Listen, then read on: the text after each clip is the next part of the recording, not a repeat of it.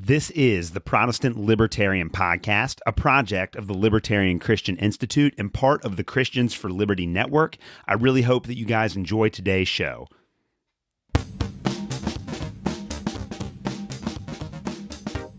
All right, guys, welcome to another episode of the Protestant Libertarian Podcast. Today, I'm going to be following up on an episode that I recorded a couple of weeks ago on Fredrich Hayek's The Counter-Revolution of Science, and that book was incredibly important. There were a lot of great insights. Before you listen to this episode, it's probably going to be helpful for you to go back and check that episode out, and of course, I'll leave a link in the show notes like I always do.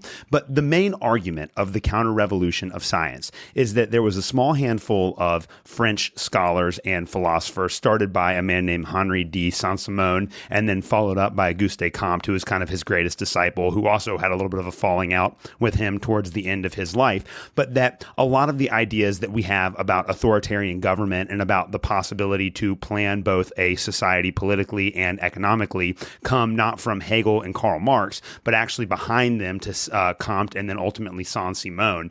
And the argument that Hayek is going to make, kind of the main point of the counter-revolution of science, is that the language of science and the methods of science were illegitimately applied to the study of politics and society, and it's that application to science or to society and politics that is going to eventually lead to the authoritarianism and the destruction of the 20th century. And he traces all of these ideas out, and at their root is a man named Saint-Simonian who believed that because science could solve so many problems in the natural world, that it could also be utilized to solve problems in the social world. And so a lot of the foundational ideas of socialism and the need for a centrally planned economy and the need for there to be some sort of directing of all society are going to derive from his ideas. And even though his name has been forgotten, he was incredibly influential because of Auguste Comte and others in European circles during this time, and his ideas were eventually absorbed by people like Karl Marx and Fredrich Engels. And so if we strip away all of the different layers of authoritarianism and all the different layers of socialism, we wind up back at Saint-Simonian. It's obviously a lot more complicated than that, but you have to go back and listen to the entire episode in order to really dive into that. It's an incredible book, one of the most profound books that I've ever read. But I noticed something as I was reading the book, and there were two very prominent biblical scholars from the 18th century that Hayek claimed were influenced by Saint-Simonian, Ernst Renan and then David Frederick Strauss. And both of these, according to Hayek, had come into contact with and were incredibly heavily influenced by Saint-Simonian, which is really interesting because I've been studying these scholars for several years, and I've never come across anyone that has connected them with those ideas. And in fact, before I read The Counter-Revolution of Science, I had no idea who Saint-Simonian was, and now I'm convinced that he's one of the most influential and also one of the most misunderstood figures of the late 17th and early 18th century, and that everyone should understand his ideas. But what's really interesting about this is that Albert Schweitzer, in his very famous book, The Quest for the Historical Jesus, which is all about all about 19th century biblical scholarship and the way in which biblical scholars essentially came up with portraits of Jesus that were congenial to their own social and political biases. He spends a lot of time, Schweitzer does in that book, talking about the Hegelian influence of all of these biblical scholars. And so obviously Hegel lies behind a lot of these ideas, and he devotes a lot of time to explaining how D.F. Strauss and Ernst Renan both carry on these Hegelian ideas, but there's no mention whatsoever of Saint-Simonian in his quest.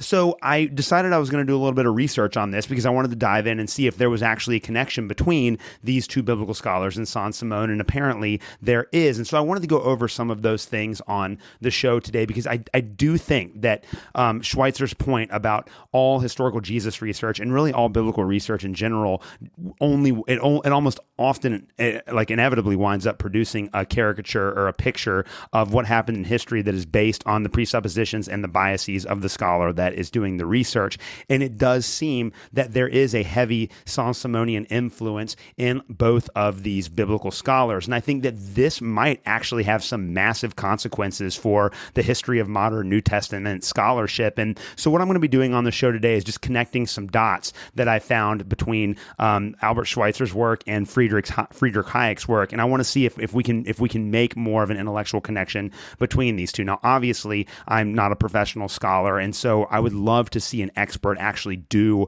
a study or write a monograph on the connection between Saint-Simonian and these 19th century biblical scholars, but I'm not sure if that's ever going to happen. I'm not sure if there are any biblical scholars out there that are familiar with Hayek's work, but if you happen to be one and you're listening, I would love to give you a copy of The Counter-Revolution of Science and see if you can draw the dots a little bit closer than I can. So we're going to go through this today. We're going to take a look at David Fredrich Strauss first, and then we're going to take a look at Ernst Renan. I'm going to explain a little bit of their historical background and then read some of the quotations from Hayek and from Schweitzer, so that you guys can see exactly where I'm coming from with this and why I think that Saint-Simonianism, and of course Comte was the one who popularized a lot of his ideas, and of course Auguste Comte has been more of a memorable figure in the history of philosophy, whereas Saint-Simon has kind of fallen out of disrepair. But all of his ideas were found in Comte and then spread throughout Europe by Comte and his successors. So it's very important to try to see if there is some sort of connection between all of these ideas, which I definitely believe that there is. So David Fredrich Strauss is the first scholar that I want to look at on the show today. And D.F. Strauss lives from 1808 to 1874 in what has become Germany. And he's very significant, in fact, so significant that Albert Schweitzer dedicates 3 entire chapters to him in The Quest for the Historical Jesus. And Schweitzer is going to mention over and over again that Strauss comes into contact with Hegelian ideas in Germany, and then he applies them to his study of the Bible and the early church. And really, D.F. Strauss is kind of the key figure in advancing Hegelian ideas within biblical studies. But he's also going to be shaped by Henri de Saint-Simon, and Hayek draws this connection in The Counter-Revolution of Science. So I want to read just a small portion of that so that you can see how Hayek draws that connection. So this is what Hayek is going to say in his book. He says, much more important for our purposes, but unfortunately much less explored, is the relation of the Saint-Simonians to another connected German group, the young Hegelians. The curious affinity which existed between the Hegelians and the Saint-Simonian ideas, and which was strongly felt by the contemporaries, will occupy us later. Here we are concerned only with the actual extent to which the younger Hegelian philosophers were directly affected by Saint-Simonian ideas, and how much, therefore, the decisive change which led to the separation of the young Hegelians from the orthodox followers of that philosopher may have been partly due to that influence. Our actual knowledge on this point is small, yet as there existed close personal contacts between the young Germans and the members of what later became the young Hegelian group, and as some of the former as well as some of the authors of the German works on Saint-Simon were Hegelians, there can be little doubt that in the group as a whole, the interest in Saint-Simonianism cannot have been much smaller than that among the young Germans. The period of German thought, which is still so little explored and yet so crucial for the understanding of the later developments, is the 1830s, during which it seems the seeds were sown which bore fruit only in the next decade. We meet here with the difficulty that after the Saint-Simonians had discredited themselves, people became most reluctant to acknowledge any indebtedness, especially as the Prussian censorship was likely to object to any reference to that dangerous group. As early as 1834, G. Kuhn, a Hegelian philosopher closely connected with the young Germans, said of Saint-Simonianism, the French counterpart of Hegelianism, that it will scarcely any longer be permissible to mention the name, yet the basic feature of this view of life, which in this particular form has become a caricature, will prove to have been completely embedded in social relations. And when we remember that the men who were to play the decisive role in the revolt against Orthodox Hegelianism and in the birth of German socialism, A. Rouge, L. Feuerbach, D.F. Strauss, Moses Hess, and K. Roderbertus, were all in their 20s when the rage for Saint-Simonianism swept through Germany, it seems almost certain that they all imbibed Saint-Simonian doctrine at that time. Only one of them, although the one from whom socialist doctrines are known to have spread more than from anyone else in the Germany of the time, Moses Hess, is definitely known that he visited Paris in the early 30s, and the traces of Saint-Simonianism and other doctrines can easily be seen in his first book in 1837. So here we have Hayek explicitly referencing the fact that in the cultural milieu of Germany at that time, Saint-Simonian ideas were circulating, and even though they weren't attributed to Saint-Simon for reasons that I explained in my other podcast, it is almost for certain that Strauss came into contact with those ideas and in fact imbibed in them deeply. So very interesting that Hayek draws that connection. Now, Strauss is going to begin his studies as to become a professor at the University of Blaubeuren from 1821 to 1825, and it is at this time that he is shaped by the ideas ideas of Hegel. And he is taught by another very famous scholar named F.C. Barr, and actually influenced his teacher to embrace Hegelian ideas. Now, F.C. Barr is going to be very, very important because he is going to receive the summons to teach at a university called the University of Tubingen in 1826. And again, this is at the exact same time that Saint-Simonian ideas are coming into vogue among the young Hegelians like Strauss. And it's happening at the exact same time, and Strauss is incredibly influential on the theological development of F.C. Barr. So Strauss is also going to study at Tubingen under Barr yet again from 1825 to 1829 and continue to be an influence on D.F. Strauss. D.F. Strauss is going to continue to be an influence on F.C. Barr. So Tubingen, the University of Tubingen, becomes, under the leadership of F.C. Barr, a massively influential institution, and it has had a major impact on the development of biblical studies, like an impact that a lot of people don't understand. But in a lot of ways, the research that came out of the University of Tubingen set the stage for all subsequent biblical research that took place after it. So there's another really great book on the history of Paul called Approaches to Paul by a scholar named Magnus Zetterholm. I've talked about it a couple of times on my show before, but he has a really great passage on the Tubingen School and its influence on biblical research. And so I want to read a section out of that book as well, just to give you the background information on Tubingen and just how influential that school was in the early development of biblical studies. So here is what Zetterholm has to say about F.C. Barr, who was influenced to embrace Hegelian ideas and most likely probably Saint-Simonian ideas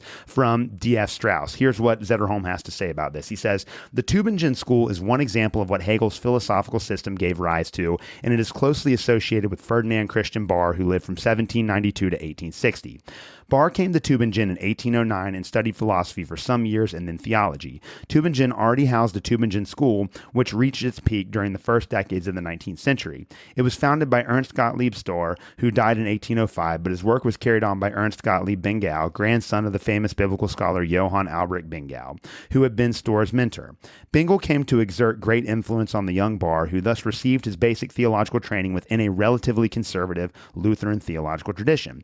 The aim of the old Tubingen School was to create a scientific basis for the authority of the Bible by means of historical research. Storr wanted to prove the authenticity of the New Testament and show that divine revelation is not contradicted by reason. However, among the successors of Storr, a rather strong Kantian trait could be discerned, and a certain shifting of emphasis towards the ethical side of the Christian faith took place. The true nature of Jesus was demonstrated by the divine morality and the ethical truths revealed in his teaching. The old Tubingen School was essentially nothing but a type of conservative Christianity trying to trim its sails to the new philosophical winds without giving up its own supernatural foundation.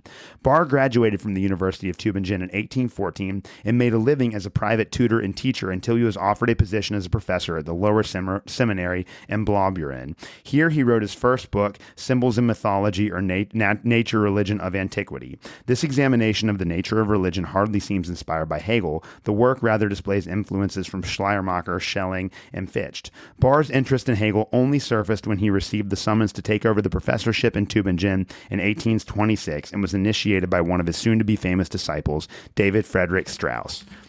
Zetterholm's going to go on to continue to talk about the influence of Strauss on this school. So Strauss studies in Tubingen between 1825 and 1829 and gradually became interested in the Hegelian philosophical system. He even moved to Berlin in order to attend Hegel's lectures and also met Hegel shortly before his death. Strauss remained in Berlin until 1832 when he returned to Tubingen to teach at the Protestant seminary for Württemberg theologians. After Hegel's death, Strauss attended the lectures on Jesus by Schleiermacher, who inspired him to undertake his own study of the life of Jesus, which we're going to talk about here in just a second. In 1835, Strauss's book, The Life of Jesus, was published. This book caused a seldom seen sensation. The entire theological establishment was shaken to its very foundation, and the book gave rise to a heated debate all over Europe. Strauss's book constitutes the definitive antithesis of the old Tubingen School, which strove to form a synthesis between the Jesus of scholarship and the Jesus of faith. The Life of Jesus instead blasted an unbridgeable chasm between the historical Jesus and the Christ the Christians confessed. Strauss dismissed all rational irrational and supernatural interpretations of the miracle narratives in the Gospels. According to Strauss, these were but myths created by the earliest disciples of Jesus. The publication of the book had far-reaching consequences for Strauss, and he was immediately dismissed from his position in Tubingen. During this time, Barr kept a low profile. Although he shared Strauss's opinions, he understood that if he did not want to face the same fate as Strauss, he simply had to bide his time. Barr was encumbered enough by his friendship with Strauss, and the works he published were viewed by the critics as emanating from the same heretical tradition as the life of Jesus. Thus, one might say that the publication of Strauss's book was the starting shot of the new Tubingen School. In the course of more than a decade, the members of the group published works that in strong terms called in question traditional interpretations, but from the end of the 1840s, the members became more involved in defending their individual positions against attacks than accomplishing more research. Personal conflicts and the bitter internal controversies also tore the group to pieces in the all-too-common manner found in academic circles even in our time. Barr's death in 1860 tolled the death knell of the Tubingen School, at least in the formal sense. The importance of the Tubingen School for the discipline of New Testament exegesis can, however, hardly be overstated.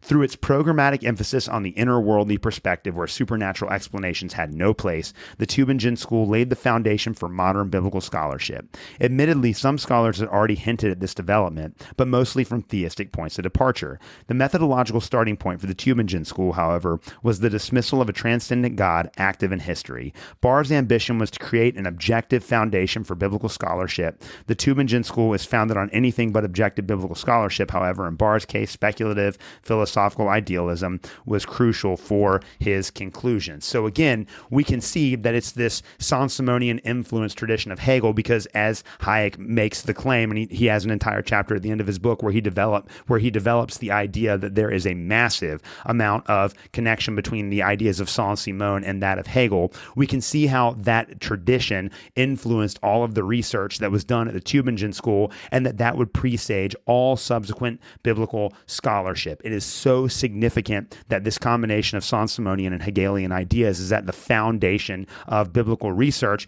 and a lot of the ideas that were promoted by Saint-Simon, such as the idea that we have to reject a belief of the transcendent God and things like that, are going to work their way into this Tubingen School, which of course sets the tone, sets the parameters of discourse for all subsequent biblical scholarship. And in fact, one of the biggest accomplishments of the Tubingen School is coming up with this dichotomy, this Hegelian dialectic of the early church, where the thesis of the Hegelian dialectic is Pauline Christianity, which is pro-Gentile. The antithesis is Petrine Christianity, which is pro-Jewish. And then the synthesis is early Catholicism. So not only do we see that this kind of historicization and this application of Hegelian ideas to historical Jesus research and to research in the early church, not only are they shaped by Hegelianism, but it also creates this dichotomy between Judaism and Christianity, with Christianity clearly being given historical privilege, as if it was another stage in the development of human knowledge, a very important idea both for Hegel and for Saint-Simon, although for very different reasons. So we can see that there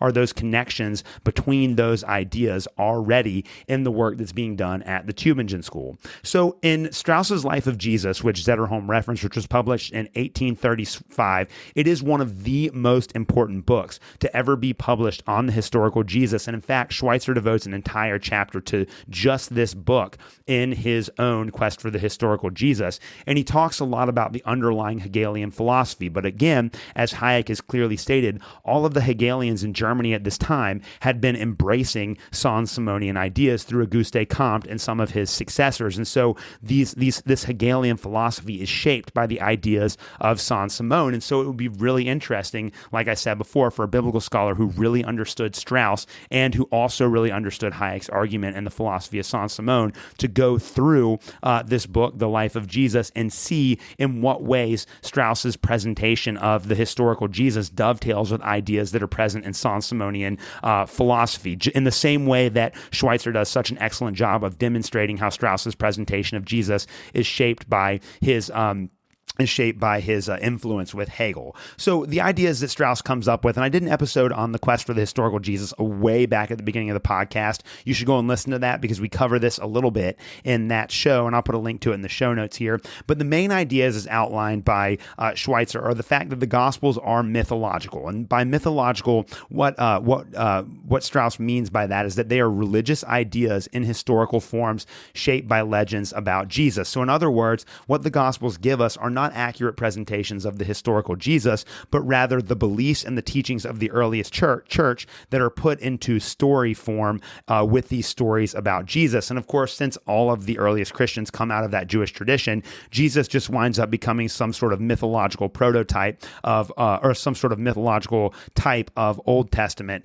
concepts. So Hegel's philosophy, Strauss is going to say about his own work, is going to unburden him by discarding the historicity of the gospel. So in other words, by reaching into his Hegelian influence, Strauss does not feel like he needs to hold on to the historicity of any particular traditions in the gospel. He's also going to go on to say that the best idea that comes out of the gospels is this idea of God manhood, that God could become a man. And Strauss was also a very famously a teacher of Platonic ideals as well. And so this God manhood is going to become kind of a Platonic idea for D.F. Strauss. And so this is the highest human idea, something that is not possible in the real world, but it is perfected based on how the idea is carried out through history. So one of the driving forces behind these movements in history is the idea that human beings could attain to some sort of level of God manhood. Jesus is going to emancipate, according to Strauss, his religion from the religion of humanity from history. And in a lot of sense,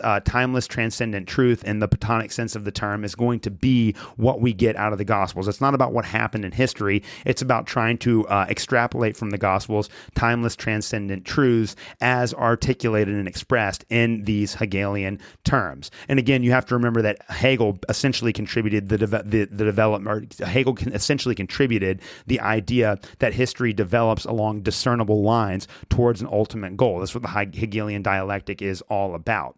So John is going to represent, for Strauss, the Gospel of John is going to represent the end of this mythological development. And of course, several main themes that are integral to the study of Jesus are going to be presented in this work. One of the biggest questions that he addresses is the question of the Son of Man. So what does Jesus mean when he refers to himself as the Son of Man? Or I guess more accurately, what did the early church mean when they applied that title, the Son of Man, to Jesus, according to Strauss? The Jewish identity of Jesus is going to be front and center in his work. And then eschatology, the coming kingdom of God. These are the main issues that Strauss is going to raise. And in a lot of ways, these are still the same issues that Jesus scholars are working through today.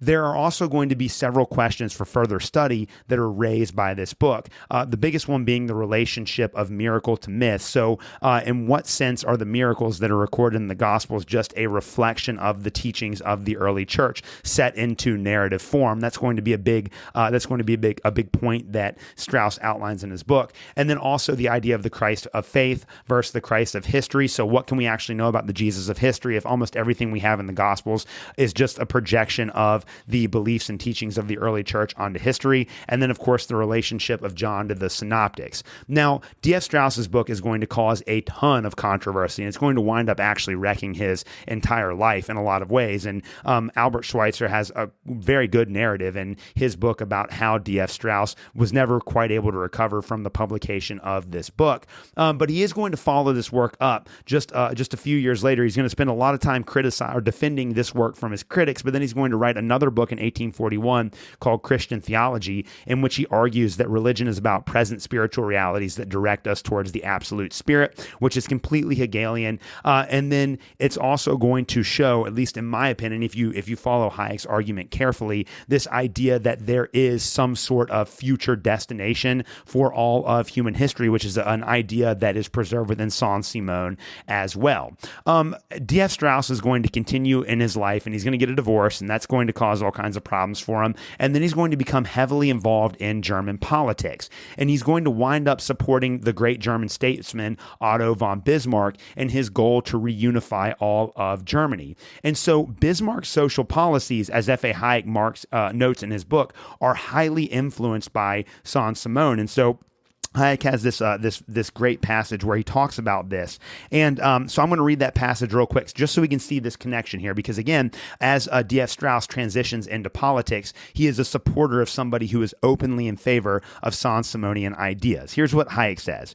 He says, when this direct influence of the French Empire, we add the fact that Bismarck's social policy and ideas were largely derived from Lassalle, and thus from Louis Blanc, Lorenz von Stein, and Roderbus from Saint-Simon, and that the theory of the social continuum and the state socialism, which guided the execution of that policy, can be traced through L. von Stein and Roederbudis and others to the same source, we begin to get the measure of this influence in the 19th century. So in other words, the people that were the most influential to Otto von Bismarck in his ideals of statehood and his ideals of socialism and his ideals of how society ought to be structured were all Saint-Simonians. So those ideas are going to work their way into Otto von Bismarck. So it makes sense that if Strauss was influenced by a Hegelian reshaping underneath the term, or by the terms of Saint-Simonian, or by the terms of Saint-Simonian philosophy, that he would align with Bismarck politically. So that's another point of evidence here that suggests that D.F. Strauss was indeed influenced by these Saint-Simonian ideas, and that if someone was to scratch the surface much deeper than I am doing right now, that they might find all kinds of ways in which Strauss's ideas of the historical Jesus and how research ought to be conducted were in fact shaped by Saint-Simon. Again, to sum up D.F. Strauss's influence in scholarship, he is one of the most controversial and one of the most influential New Testament scholars who is going to set the stage for all of the questions that will be asked in subsequent biblical scholarship. And he also influenced the direction of the Tubingen School. And we know that he came into contact with Saint-Simonian ideas. Now, whether or not he would have known the name of Saint-Simon, I'm sure he would have, because Saint-Simon was much more prominent then than he has become now. Doesn't matter. We know from the work of Hayek that he was operating within that school of thought. And so a lot of the concepts that Schweitzer attributes solely to Hegel might have also been influenced by Saint-Simon. And I really do think that somebody desperately needs to do a study drawing out those ideas in his particular work, because if D.F. Strauss was responsible, and the Tubingen School in general were responsible for setting the parameters for modern biblical studies, the boundaries within which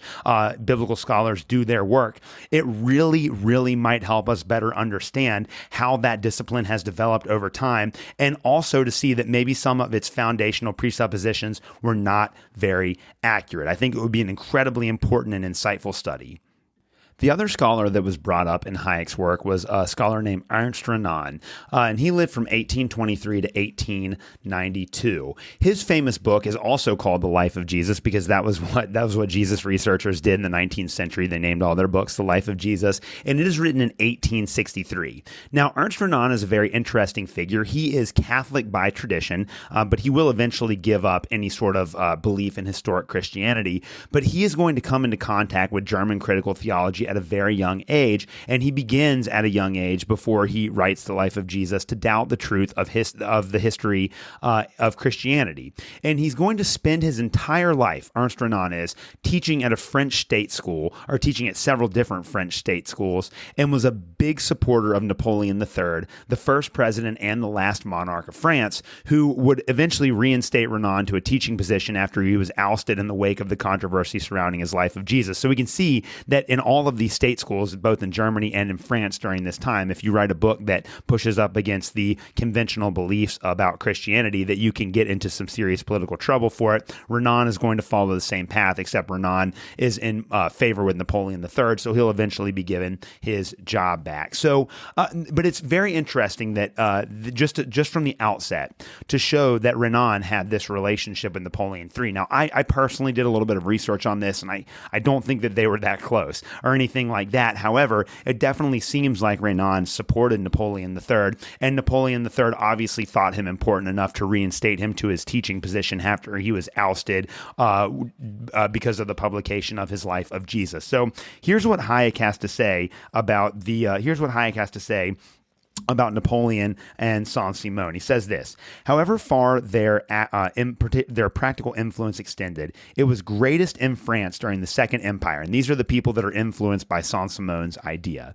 During this period, they had not only the support of the press, because some of the leading journalists were old Saint-Simonians, but the most important fact was that Napoleon III himself was so profoundly influenced by Saint-Simonian ideas that Saint Beuve could call him Saint-Simon on horseback. He remained on friendly terms with some of of its members and even committed himself to part of their ideas in his programmatic, some book in French that I can't pronounce, and some other pamphlets. It is thus not surprising that the years of the Second Empire became the great period of the Saint-Simonian realizations. So closely indeed did they become associated with the regime that its end meant more or less also the end of their direct influence in France. So Napoleon III's regime is going to be shaped by all of these Saint-Simonian ideas, and of course Renan has ties to that as well. We're also going to see that Renan is going to pick up this tradition himself, and Hayek has evidence for this in another passage in his book. And again, Hayek, this passage is in a chapter on the influence of Auguste Comte. Remember again that Auguste Comte was the secretary for Saint-Simon, and even though they had a falling out, Auguste Comte is responsible more than anybody else for spreading the ideas of Saint-Simon around. So anyone that was influenced by Comte and his school were also influenced by Saint-Simon because their ideas were so closely related. And actually, in a lot of ways, Auguste Comte is going to advance some of the ideas that were first created by Saint-Simon. So we're going to see this passage here in Hayek's book on the relationship between Comtean ideas and Renan. Here it is. Hayek says this: "We have no space here more than briefly to mention the successors who in France at last took up the Comtean tradition. Before we mention the sociologists proper, we must at least mention the names of Taine and Renan, both incidentally representatives of that curious combination of Comtean and Hegelian thought to which we have just referred. So again, we can see that these were very influential. Of the sociologists, Hayek will go on, almost all the best known ones stand directly in the Comtean tradition, although in their case too, this has in part come back to France via Germany and with the modifications which it there experienced. To attempt to trace this later influence of Comte on French thought during the Third Republic would mean writing a history of sociology in the country where for a time it gained the greatest influence. Many of the best minds who devoted themselves to social studies were here attracted by the new science, and it is perhaps not too much to suggest that the peculiar stagnation of French economics during that period is at least partly due to the predominance of the sociological approach to social phenomenon." So again, showing the Comtean Saint-Simonian ideas about philosophy and about the state and about government and about epistemology are all in the air in France during this time, and they have a direct influence on Renan. So here's Renan's book. It's called The Life of Jesus as well, like many of these 19th century biblical scholars. It's published in 1863, as I said before, and like the German Tubingen School, his reconstruction of Jesus is an attempt to reconstruct the church that produced the stories. Although Schweitzer is going to note in his biographical chapter on Renan that he was not attempting to produce a new theological system, unlike the Tubingen School, which wanted to rewrite the entire history of early Christianity. Renan's portrayal of Jesus in this book is very similar to the Gospel of John. Renan views the Gospel of John as the best biography of Jesus, and of course John is the best biographer, and Renan is going to emphasize the sayings of Jesus and in the spirit of the time cannot include miracle in his historical reconstruction, which is actually, I think, a fair point for historical reflection, in my opinion. But even then, that would definitely be an idea that would go back to Saint-Simon, because Saint-Simon believes that the methods and language of science needs to be applied to every other discipline. So the idea that mere miraculous material would not be considered as solidly historical material could also be traced to Saint-Simonian ideas, although I think that actually goes back deeper than Saint-Simon to the heart of the Enlightenment itself, although Saint-Simon is in a lot of ways the logical conclusion of Enlightenment thinking. We draw some of those ideas out in the previous episode I did on the counter-revolution of science. So Renan's portrayal of Jesus is going to be very sentimental, very romantic. He's not Jewish at all, and in a lot of ways, Jesus is completely detached from the real world. Renan is going to conclude that true religion is something that happens on the inside, it's interior, and he dispenses with there being any external relevance, and he also is going to detach Christianity from objective ethics. Now, this is definitely an idea that has a precedent in Saint-Simonian and Comtean thought, because both Saint-Simon and Comte saw historical Christianity as a threat to a planned society. If you're going to have people with these crazy religious beliefs, you cannot have a properly scientific, properly planned society, and so we have to find a way to marginalize religious belief. And in the same way that Rudolf Bultmann, with his program of demythology after the end of World War II, was trying to salvage Jesus from the wreckage of modernism, I think that Renan might be doing the exact same thing here. He might be trying to save remove Jesus from positivism, and to try to find a way in which Jesus is still relevant, even if it's only relevant to us in an interior sort of way. Religion becomes something that we do on the inside that has no relationship to any of our exterior behaviors or practices or ideals. So Renan is going to be universally criticized for this and will eventually lose his job over this. But Schweitzer has a very short biography in his book of this period, and I think it's going to be helpful to read just a little section of it, because not only does it talk about the controversy that Renan's book produces in the wake of its publication, but it also again reminds us that he was swimming in this French culture which was steeped in Saint-Simonian ideas, and also that there's a connection between him and Napoleon III. So here's what Schweitzer has to say about this. So he says, Ernst Renan was born in 1823 at Trégueux in Brittany. Intended for the priesthood, he entered the seminary of Saint-Sulpice in Paris, but there, in consequence of reading the German critical theology, he began to doubt the truth of Christianity and of its history. In October of 1845, shortly before the time arrived for him to be ordained a subdeacon, he left the seminary and began to work for his living as a private teacher. In 1849, he received a government grant to enable him to make a journey to Italy for the prosecution of his studies, the fruits of which appeared in a book that he published in French. In 1856, he was made a member of the Academy of Inscriptions. In 1860, he received from Napoleon III the means to make a journey to Phoenicia and Syria. So there's that connection, Napoleon III, the great Saint-Simonian leader. After his return in 1862, he obtained the professorship of Semitic languages at the Collège de France, but the widespread indignation aroused by his Life of Jesus, which appeared in the following year, forced the government to remove him from office. He refused a post as librarian of the Imperial Library and lived in retirement until the Republic of 1871 restored him to his professorship. In politics, as in religion, his position was somewhat indefinite. In religion, he was no longer a Catholic. Avowed free thought was too plebeian for his taste, and in Protestantism, the multiplicity of sects repelled him. Similarly, in politics, in the period immediately following the fall of the empire, he was in turn royalist, republican, and Bonapartist. At bottom, he was a skeptic. He died in 1892, already half forgotten by the public, until his imposing funeral and interment into the pantheon recalled him to its memory. So again, we can see that not only did Renan spend his entire life teaching in French state universities, which would have been influenced by the ideas of Saint-Simonian and Comte at this time, but he was also favored by the Napoleon government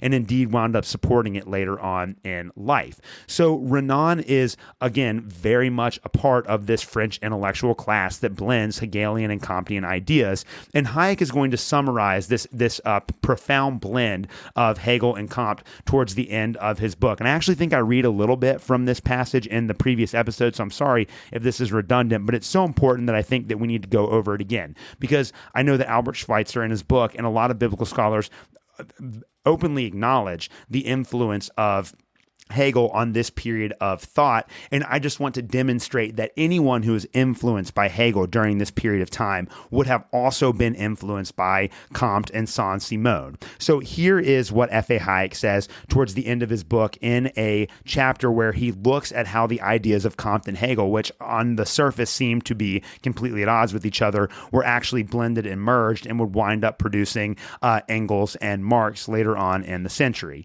So here's what he says. He says, more significant perhaps than any of the names of those who have noticed the similarities between Comte and Hegel is the long series of social thinkers of the last 100 years who testify to this kinship in a different and more effective manner. Indeed, still more surprising than the neglect of the similarities in the two original doctrines is the similar failure to notice the surprising number of leading figures who succeeded in combining in their own thought ideas derived from Hegel and Comte. Again, I can quote only a few of the names which belong here, but if I tell you that the list includes Karl Marx, Fredrich Engels, and probably Ludwig Feuerbach in Germany, Ernst Renan, there's our guy, Hippolyte Taine and Emile Durkheim in France, Giuseppe Mazzani in Italy, and I should probably add Benedetto Croce and John Dewey from The Living, John Dewey being an interesting one because he's the architect of the American public school system. That's definitely a conversation for another day, but just important to note that he was influenced by both Hegel and Saint-Simon, and our public schools are certainly a reflection of those ideals. You will begin to see how far Hayek goes on this influences reaches. I'm sorry for the tangent there, but it's an important note to make to come back to later. When later I shall have occasion to show how we can trace the same source, such widespread intellectual movements as that peculiarly unhistorical approach to history, which paradoxically is called historicism, much of what has been known as sociology during the last 100 years, and especially its most fashionable and most ambitious branch, the sociology of knowledge, you will perhaps understand the importance which I attach to this combined influence of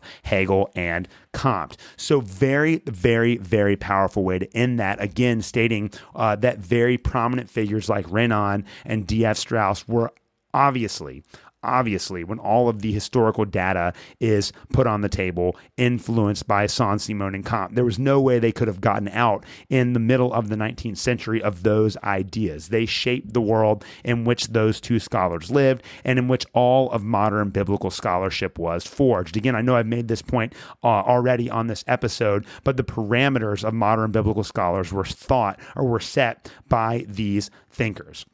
So what are we to do with all of this here? Because we have to draw some conclusions. And like I said earlier in the show, I'm barely scratching the surface of this idea that I think might have massive implications for our understanding of the direction and the foundation of biblical studies, and more importantly than that, our modern knowledge of everything in the Bible. Because it's all based on scholars and based on the ideas of scholars and derived from scholars who were living within this sociological world where the combinations of Saint-Simon, Comte, and Hegel created the presuppositions for the way that they understood government, the massive bureaucratic states and authoritarianism that resulted from those governments, and all of that has dominated Western thought since the 19th century. So again, it's this combination of Comte, Saint-Simon, and Hegel that is going to set the stage for all subsequent political thought, in the same way that the Tubingen School is really going to set the boundaries for all subsequent historical Jesus research and New Testament research in general. We're still dealing with the problems that arise from answering the questions set by the Tubingen School, which was itself a part of this historical framework. And I don't think that has been as appreciated as the influence of Hegel. And I think a lot of this has to do with the fact that biblical scholars just are not familiar with modern economic and political theory enough to draw that connection. Now, the other thing that we have to remember is that the dominant frame of thinking about government since the 19th century has been this combination of Saint-Simonianism and Hegel. And it doesn't matter if you're a conservative or if you're a progressive, both of those camps share the idea that there has to be some sort of centralized state that in some way organizes society, and that's the only way that we can possibly have human progress. Fundamental presupposition of all views of government, left and right, except for us libertarians who have a completely different way of conceptualizing power and authority. So it makes sense that biblical scholars are going to operate within the Saint-Simonian Hegelian conception of politics and economics, often without realizing it, and that both conservative and progressive biblical scholars both operate within this framework and impose it back upon history, which inevitably distorts our understanding of the New Testament. This is one of the reasons why Albert Schweitzer's work is so important, because he's really the first one to understand just how important the social and cultural context of this biblical scholars is, and that oftentimes the thought categories and the beliefs and the personal struggles of biblical scholars are projected back into history. And The Quest for the Historical Jesus has this really incredible quote by Albert Schweitzer, which I'm going to get partly wrong, but he says something to the effect of the best way that you could ever know a man is when he writes a life of Jesus, because that is going to reveal more than anything else who he truly is as a person and all of his unstated biases and all of his presuppositions. And that has to be the starting point for our understanding of biblical scholarship. It's not enough to say, well, this biblical scholar has this position and this biblical scholar has this other biblical position. We have to ask very hard questions about the scholars that are doing the work themselves in order to see how their social and cultural context shapes their work and shapes their understanding of early Christianity. Christianity, because we oftentimes, almost all the time, wind up importing our modern categories back into antiquity and misunderstanding what it is the Bible actually says. So it's incredibly important that we keep this in mind. Now, in this episode, I have hoped that I have demonstrated that there is most likely a link between the Saint-Simonian and Comtean positivism and scientism and 19th century biblical scholarship, and that many of the foundational presuppositions of the discipline of biblical studies have been shaped by these ideas. Now, I know that I am not the right person to take these ideas to their logical conclusion or to their fullest extent. I am not an expert either on Saint-Simon or Comte. I'm not an expert on Hegel. I'm not an expert on 19th century biblical scholarship, but it does seem after reading Hayek's book that there has to be some sort of connection between Saint-Simonian ideas, the biblical scholarship that was produced in the 19th century, and the ways in which that has influenced the conversation that are happening in biblical scholarship down to this day. And I honestly am not aware of any study that tries to trace these ideas out. Now, if you happen to be listening to this and you've read a book that maybe tries to draw a connection between Saint-Simon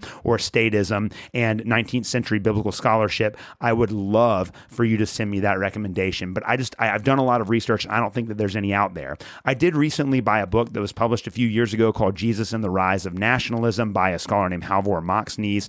And I think that this book is going to look at the way in which Jesus research was affected by nationalism in the 19th century. So it's going to deal at least tangentially with some of the issues that I have raised. I'm really excited about that book, and I'm definitely going to be doing an entire episode on that book. And even more so if that book winds up demonstrating that the thesis that I've seen here is correct, that there is indeed a relationship between Saint-Simonianism and biblical scholarship, which I think is almost beyond dispute. So we'll definitely see if there's something to it. And I do want to make another point too in this, that I think that there has been a new attempt by a scholar named James Crossley, who has inaugurated what is called the next quest for the historical Jesus. He believes, and I did an entire episode on James Crossley and his next quest. He's a New Testament scholar. He's a skeptic, but I really like a lot of his work. He has an excellent book on the way that biblical scholarship enabled the war on terror called Jesus in the Age of Terror, which everyone here needs to read if you're interested in that. But he has inaugurated the next quest for the historical Jesus, and I got his new book recently as well, where he explores how biblical scholars has been stagnating for a long time, and he is going to take an explicitly materialist approach to historical Jesus research in other words, looking at how the factors of production and other things like that have influenced historical Jesus research. And he's also trying to align the next phase of historical Jesus research to issues like race, gender, and class that are very prominent contemporary scholarly issues. Now, I think that might open up a window to reassessing the economic understanding of 19th century biblical scholars, and maybe there'll be someone within Next Quest research that will produce the work that I'm hoping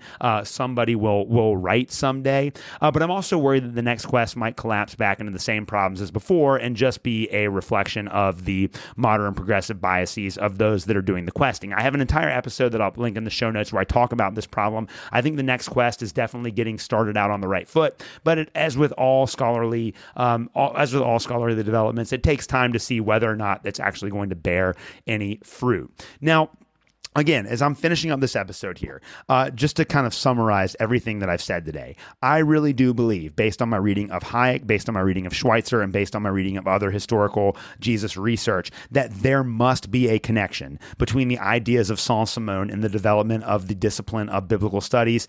And I am begging somebody out there, please, please, please, if you know somebody, if you yourself have the technical knowledge or the technical expertise to bring these two ideas together and write a study that explains how people like Renan and D.F. Strauss were implementing these Saint-Simonian ideas in their work, even if they were doing it in a way that they were not conscious of at the time, I would love to see that study. I know that there are some of you that are going to walk away from this episode thinking, Alex might have been making a little bit of a stretch there today, and maybe I am, but it definitely seems like there's something to the idea that I have here. It definitely seems like there is some sort of there has to be be some sort of connection between Saint-Simonianism and the development of biblical studies. There has to be out there. And I saw this. I've never seen any research on it before, but as I was reading through these books, the light bulbs just started clicking. Like there has to be some sort of connection between these. And if someone is really to go back and mine this connection, some professional historian or some professional biblical scholar or some professional economist, if they're to go back and mine this insight for all that it's worth, I think that it could have radical implications for the way that we have understood biblical studies over the last 200 years, and it might actually impact the direction that the next step or the next generation of biblical scholarship takes. I know that sounds as grand and sweeping as Saint-Simon thinks his ideas are as well, but it just seems like this is one of those aspects of history that is of immaculate importance, but that is often overlooked. So I hope you enjoyed today's show. I know some of you guys don't like the heavy philosophical episodes, and this definitely went on a little bit longer than I was expecting it to. Of course, what else is new? But there it is. I'm trying to draw out how there may indeed have been socialist roots of modern biblical studies. So there you go. As always, thank you guys so much for listening to the Protestant Libertarian Podcast. Your support means everything. If you want to support the show, support the Libertarian Christian Institute, go over to the Libertarian Christian Institute's website, and you can do that there. Make sure you sign up to be we're not calling it a member, we're calling it an insider. Sign up to be an insider so you get the inside scoop on all the great stuff that we are doing over at LCI. Again, thank you guys so much for listening to today's show, and we will see you back next Tuesday. Thank you for listening to another episode of the Protestant Libertarian Podcast. If you have any questions or comments, please reach out to me at theprotestantlibertarian@gmail.com. You can also find me on Twitter. You can follow me at the handle @ProLibertyPod. Again, that is @ProLibertyPod. And you can also visit me at theprotestantlibertarianpodcast.com. At theprotestantlibertarianpodcast.com, you can also support the Christians for Liberty Network and the Libertarian Christian Institute. Thank you guys so much for listening to this episode, and we will see you next Tuesday.